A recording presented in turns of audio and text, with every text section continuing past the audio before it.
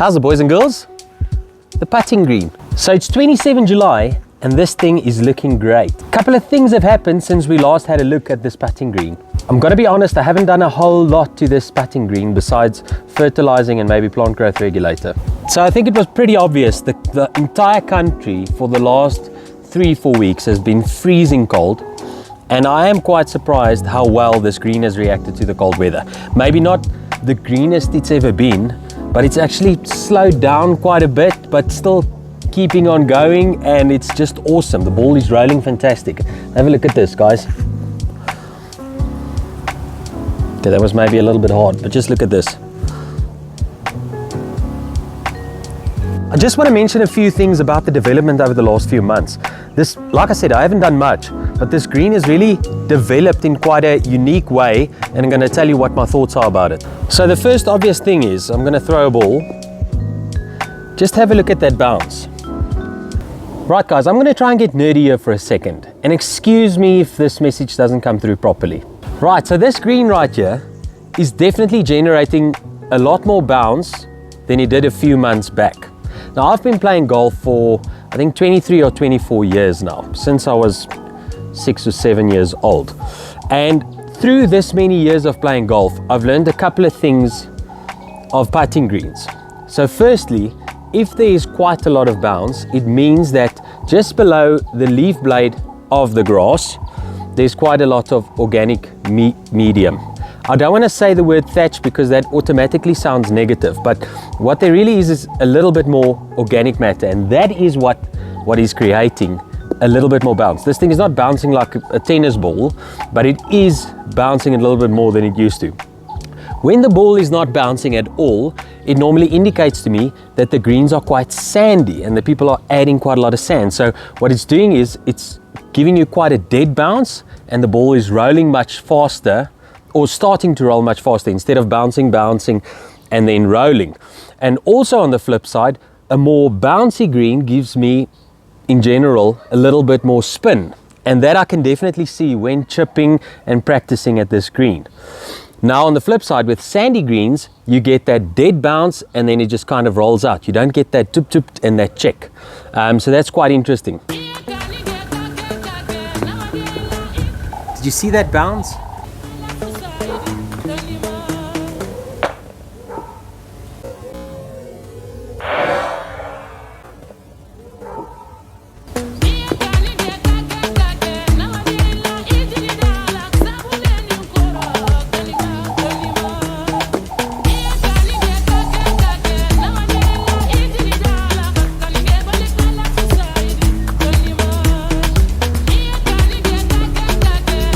Okay, I'm struggling to prove my point here because in about 5 chip shots, I've holed one, I've hit one directly into the cup, I've hit a couple of duffs, and I've not yet had one that spins, but the lawn is quite wet, so please excuse me. Okay, so let me get to the point. There's benefits of both of them. The only downside to getting a little bit of a thicker putting green like I have now is it's difficult to get water and nutrients down to the root level. So today, I will be pulling out my lawn shoes. I've lost them now, but I will find them. And I'm going to spike this putting green of mine.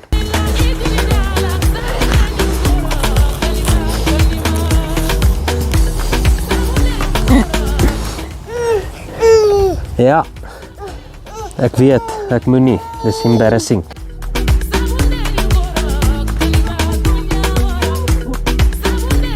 Okay, it's quite tough to put them on. There we go. Nia. Ooh, I think I'm stuck here. Okay guys, and the process is simple. I'm going to do it like I always do it. You do your soldier left, right until you're done. And the reason why I like them is because they've got... Yeah guys, so the process is pretty simple. I'm going to do a left, right soldier movement until I'm done. The reason why I like this is because they make quite tiny holes in the grass, so it shouldn't have, disturb the putting green too much or have it unplayable for too long.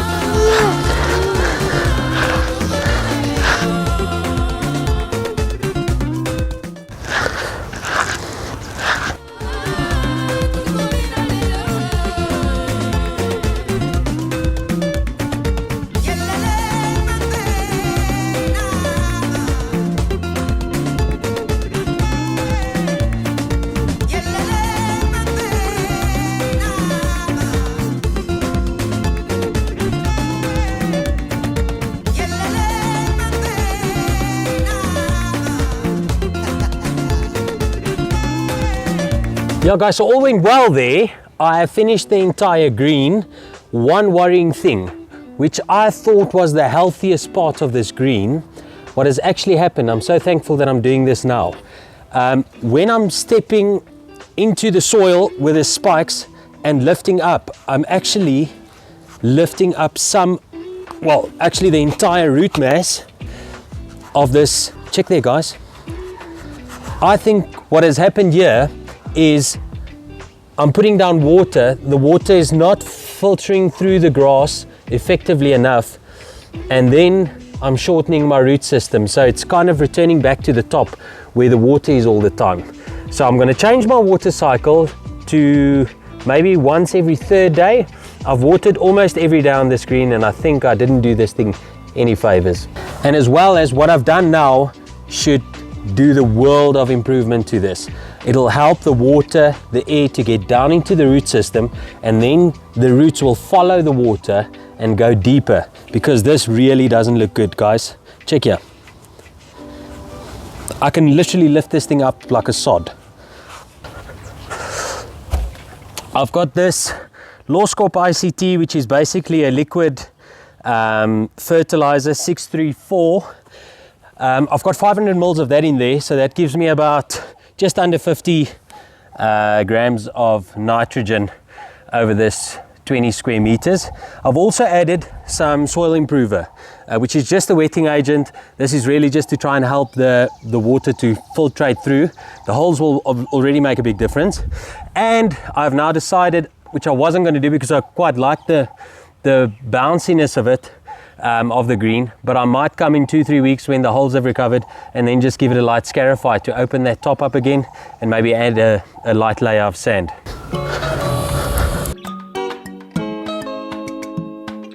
Now the amount of water in my tank is not really relevant, because I'm going to turn on the sprinklers after this to try and get a lot of these nutrients down to the root level. So I'm just going to spray it in even pace here, but the water doesn't really do anything. It's not a foliar application.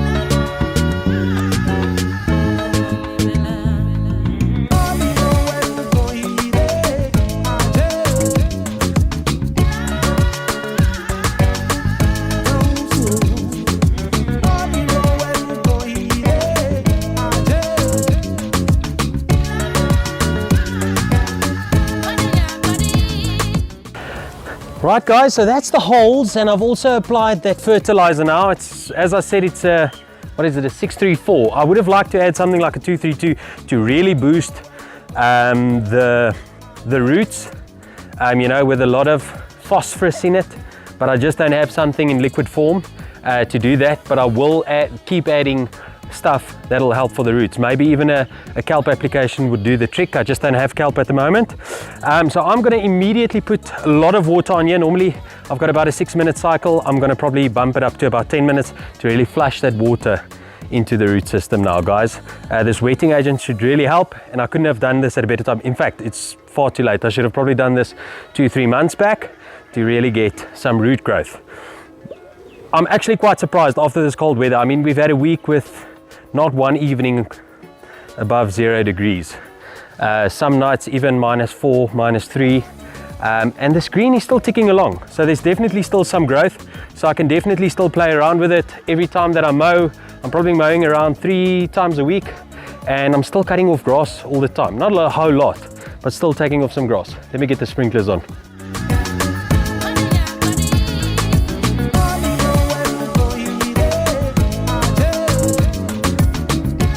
Yeah, so there goes the sprinklers, guys. That's going to wrap it up for this video. I'll keep you updated as to how things go there.